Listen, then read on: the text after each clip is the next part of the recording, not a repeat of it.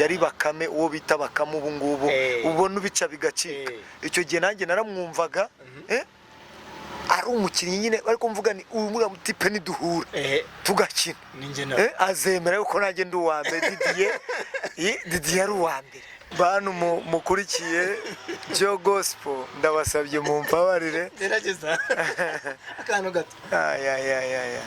Isi yaremwe ari nziza ikarangwa n'umutekano kandi abayituye bakagira urukundo bakibanira amahoro nta n'umwe wishisha undi bose biyumva yuko ari bene mugabo umwe bitwa bamuhorakeye abandi barukundo yewe ayo mazina bakayaha agaciro ariko ndebera ubu umuntu uko yabaye ibyo byose by'imibanire no gukundana ntibikitureba yari jewe.